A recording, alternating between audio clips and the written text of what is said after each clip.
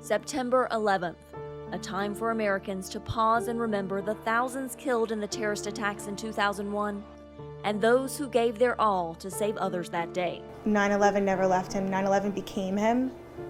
He would do it all over again. Some of America's last troops in Afghanistan returning home, and the impact of 2 decades of war on everyday life on this special edition of The Inside Story, 9/11, 20 years later.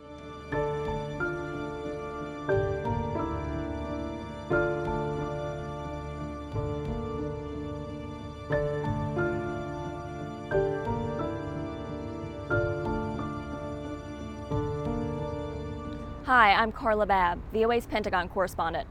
We're standing steps away from where American Airlines Flight 77 crashed into the Pentagon on 9/11 at 9:37 a.m., killing 184 people. Nearly 3,000 died in terrorist attacks that day. Another plane headed for the Capitol crashed in Shanksville, Pennsylvania. 2 planes hit the World Trade Towers in New York City. The crumbled Twin Towers became known as Ground Zero of the terrorist attack, changing the lives of thousands of people. Many Americans old enough to remember the attacks know exactly where they were that day. I was in high school in North Carolina. I remember how the faculty turned on the TVs to follow what was happening. I remember the disbelief, the sadness in the hallways. I also remember the bravery we saw, how people gave their lives to save the lives of others. Here's VOA's Anna Rice with more on the heroism from that day. It was a terrible sight to see. He was all full of the white powder. 147 is his firehouse, which is what he loved. That's where his heart always was. Inside his helmet, he kept pictures of us. This was actually the last picture I took with my dad. This picture, snapped by an unknown photographer, went viral in both the US and international media. A copy of the photograph is stored at the National September 11th Memorial and Museum. This is our father here kneeling down. He was working down at the pile for months. After the 9/11 terrorist attacks, Alioto worked for extended periods of time at Ground Zero, looking for the remains of the dead, breathing in toxic substances that took a toll on his health. And my husband had glass and pieces of black smoke and things in his lungs. And little by little, he was taken from us. Doctors said he had 10 years at most. He lived for 18. He was a fighter, but 9/11 never left him. 9/11 became him. He would do it all over again. Alioto's 3 daughters have a hard time remembering that dreadful day. Amanda was 10, Ashley was 6, and Alyssa was only 4. Angela Alioto picked up the 2 older girls from school earlier than usual that day, but they didn't go home. They went to the neighbor's place. A lot of their neighbors also had family members who were firefighters. All the moms were crying and watching it on TV, so once I started seeing the TV and the fire department, I had a feeling, Daddy was there.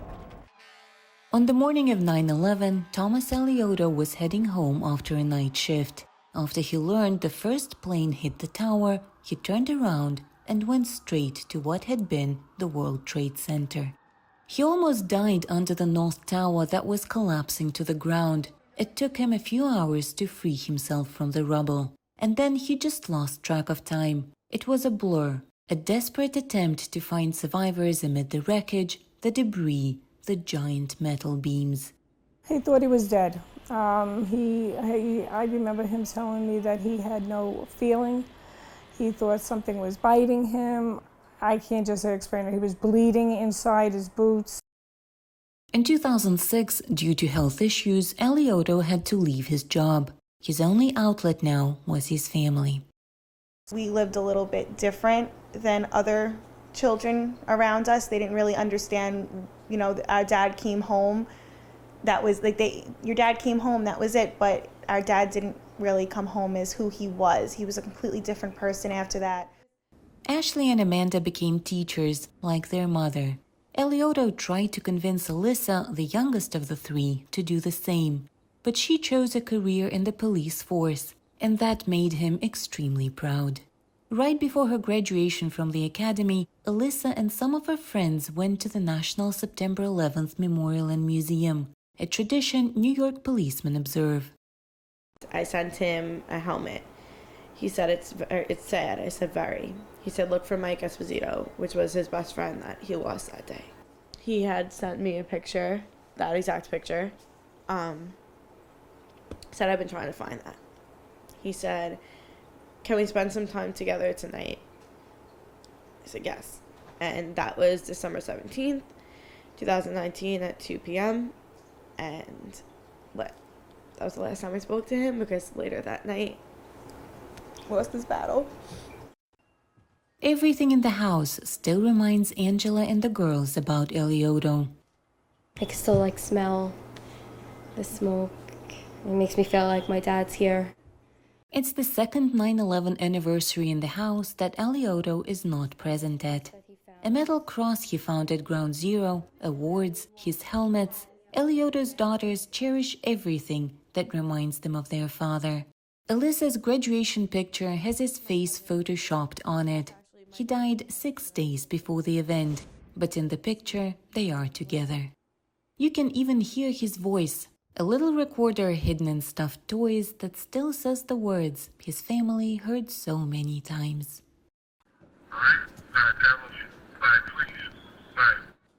For Nina Vishneva in New York, Anna Rice, VOA News.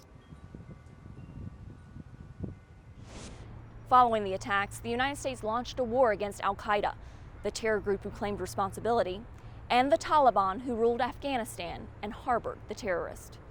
20 years later, the Taliban is back in control of Afghanistan. Soldiers from 10th Mountain Division in Fort Drum, New York, were among the first to deploy to Afghanistan in 2001, and they're now among the last to return after the withdrawal. A homecoming nearly 10 months in the making. Troops from the 10th Mountain Division landing on American soil after multiple delays, turning in their weapons after a historic deployment. It doesn't feel real. I was talking to somebody earlier. You almost feel like somebody's going to call you up and say, okay, yep, just kidding, we got to go back. We're not done there. Battalion Commander Lieutenant Colonel Chris Rowe said these troops helped turn over every remaining American base in Afghanistan, from Helmand in the south to Mazar al-Sharif in the north, and then the military's hub, Bagram Airfield, before finally providing security at Kabul International Airport, helping evacuate more than 120,000 people while under constant threat.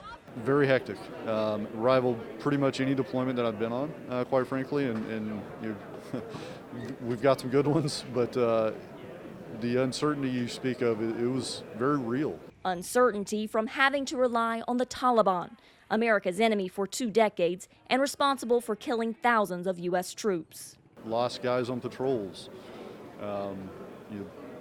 multiple rocket attacks at bases that I've been on with soldiers. It wasn't a good feeling.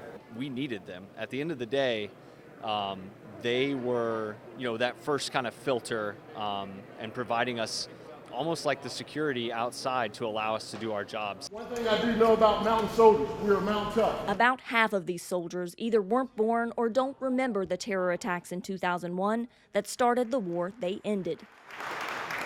Soldiers of the 10th Mountain Division have felt the impact of the war on terror as much as anyone.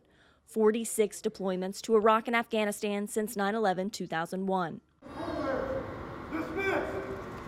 Their mission flag now lowered, families sharing that first hug.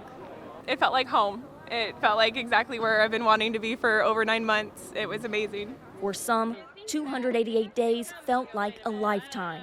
I'm ecstatic. She was 5 months when he left, so he's missed pretty much all the firsts. A long-awaited reunion for Aubrey and Sam Evans. Their daughter's smile says it all.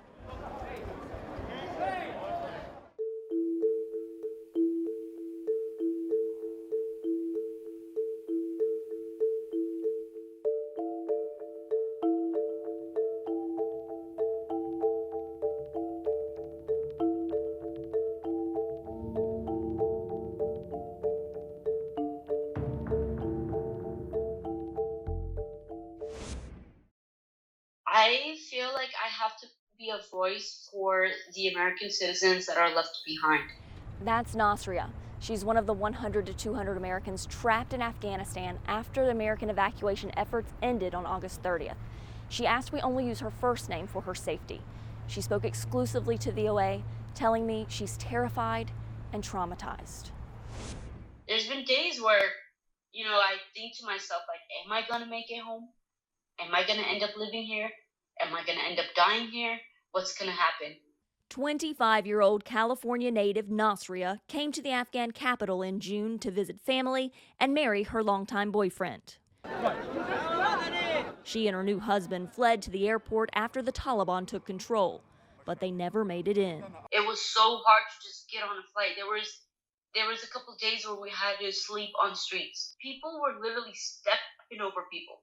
That's how bad it was. After her booked flight home was canceled amid the chaos, she reached out to the State Department for help. They told us, go to a certain location, you will be picked up. And this is from the State Department. You will get picked up, go there. And it was in the middle of the road across the airport. So we went there, waited an extra 12 to 13 hours with no food, no water, nothing.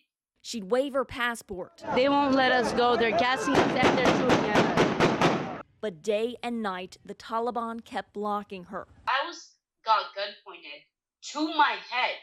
Our troops were literally at the gate, just waiting for us to continue walking. And they had blocked us. And there was a time where, I went past them and I started walking as fast as I can. And they started shooting right by my leg and told me to come back or they would shoot me. Oh my God. That's how it was. And I've never in my life have ever been experienced anything like this.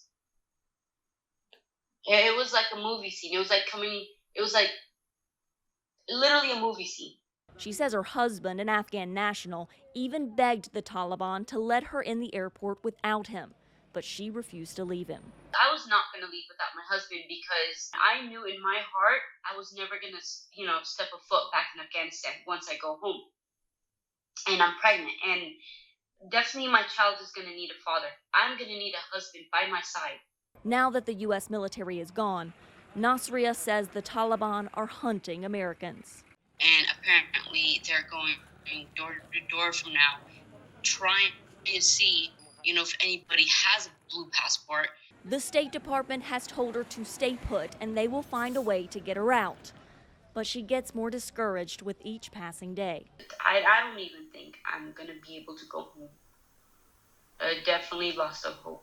If I was only 15 steps away from the airport and I was told people are going to come out of the airport to get me, so what hope am I supposed to have now? She certainly is a brave young woman. We are hoping for her safety and that she and Americans and Afghans trapped in Afghanistan can leave soon. Well before the Taliban retook power in Afghanistan, they had been gathering an important resource, money. While it is impossible to know exactly how much money they have amassed, it is clear the militants have been intent on creating financial independence. A June United Nations report estimates the militant group raised $300 million to $1.6 billion annually. Where did the money come from? Much of it came from criminal activity, including opium production and drug trafficking, as well as extortion and kidnapping for ransom. Drug trafficking alone may have earned the Taliban $460 million, according to the report. Other sources of income include taxation in areas they controlled. Daily taxes from a Taliban checkpoint between Pali Kumri and Mazar-e-Sharif alone were estimated to be substantial. The Taliban also ramped up mining operations in areas they controlled, bringing in as much as $464 million last year. Still more money has come from donations by wealthy supporters and a network of non-government charitable foundations. Other sources of funding are foreign governments. U.S. officials have said for years that the Taliban have received money, weapons, and training from Russia. Analysts say the militants also received money from Pakistan and, to a lesser degree, Iran. Now that the Taliban are largely in control of Afghanistan, they have the opportunity to raise even more money, including accessing government accounts and through federal taxation. However, they will also incur the costs of running a government. The Afghan government spent $11 billion in 2018. 80% of that came from foreign aid. Some donors have announced they will stop sending aid, at least for now. Economists warn that a scarcity of U.S. dollars could cause the value of the Afghan currency to fall and inflation to rise. The Taliban are also facing a different economy than the one they presided over from 1996 to 2001. The country's GDP has nearly quintupled, and the economy has become more urbanized. The 9/11 attacks grounded airline flights in the United States for 2 days and have forever changed the way people travel by plane. Security screening has come a long way in 20 years. VOA's Julie Tabo shows us how the technology is keeping up. Thomas Carter remembers the horror he felt watching planes crash into the Twin Towers of the World Trade Center. To watch those events unfold before my eyes, you knew that nothing would ever be the same. Carter is now a federal security director at the Transportation Security Administration, the U.S. federal agency that oversees the nation's airports. He says the mission to make airports safer has in recent years increasingly turned to technology. Technology is a key facet of our counterterrorism mission, and it's one of our key tools. That technology, often invisible to the traveler moving through checkpoints, can include scanners that use algorithms to analyze a suspicious item inside a bag. Light waves checking liquids for explosives. And, coming to an airport near you, biometrics, such as facial recognition technology that can help confirm a person's identity. The AIT, or Advanced Imaging Technology machine, considered the workhorse of checkpoint security, scans the contours of the body using millimeter wave technology, radio waves passing through clothing, looking for anything unusual, such as explosives or bomb-making equipment. If you were a suicide bomber, you would have to place that device somewhere on your person. This machine allows us to detect that. Some of the latest airport security technology comes from the medical industry. The computed tomography machine works like a magnetic resonance imaging, or MRI machine, giving inspectors a 3D view that can be rotated 360 degrees. Which allows our officers to get an extremely high-definition, high-resolution image. Looking to the future, Carter says there may come a day when travelers scan themselves into the checkpoint with limited touching and mainstream use of biometrics. That includes facial recognition, retina scanning, or fingerprints.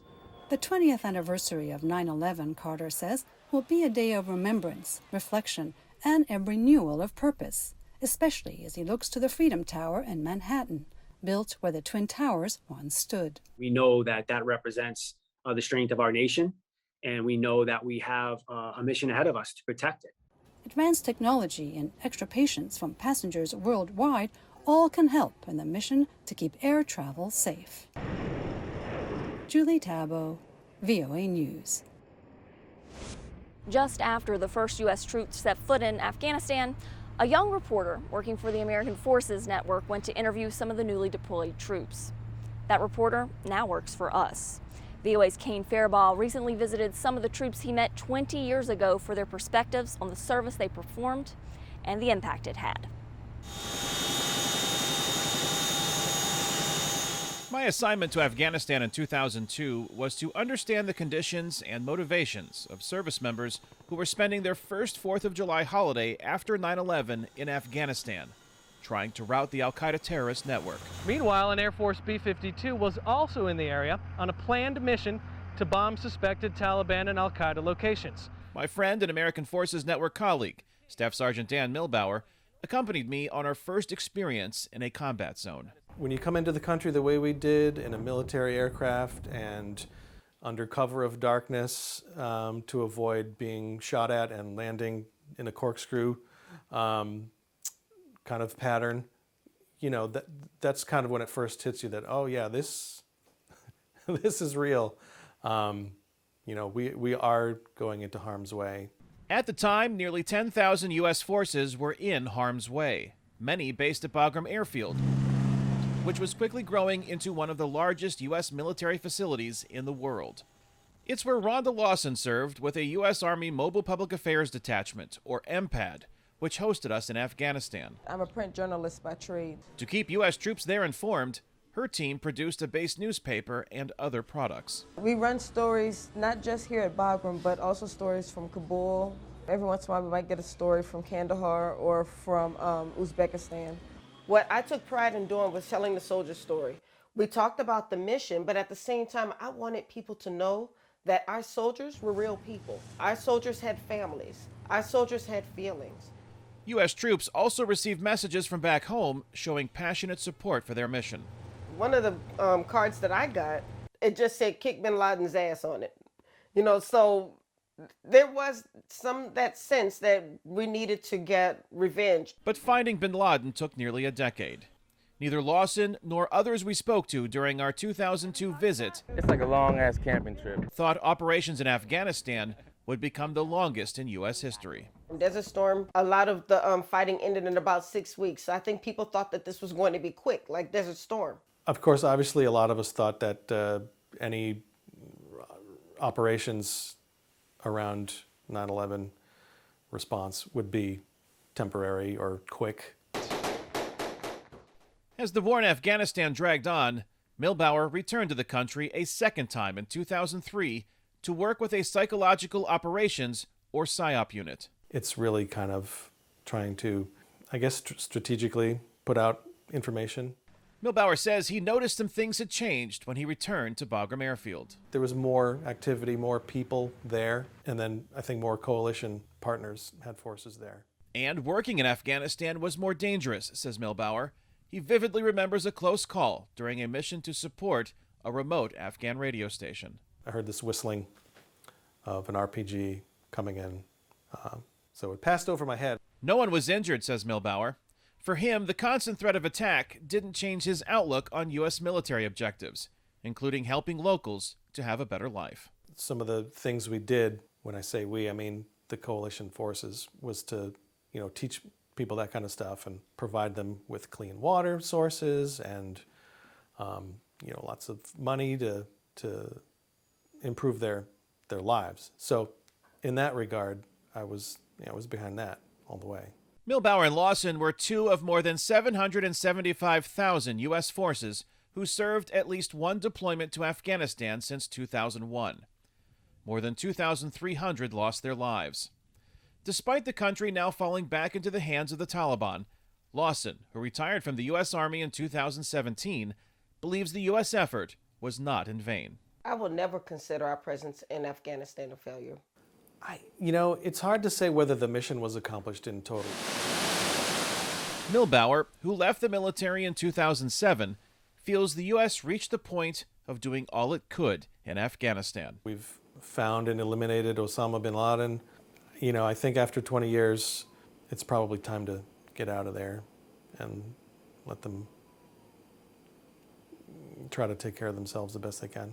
Many Afghans are now worried about how they will be treated by the Taliban, who took control of most of the country as U.S. forces pulled out of Afghanistan, ending America's longest conflict. Kane Fairbaugh, VOA News, Peterborough, New Hampshire. That's all for now on this episode of The Inside Story. For the latest news, go to voanews.com or follow me on Twitter at CARLABABBVOA. I'm Carla Babb at the Pentagon. See you next week on The Inside Story.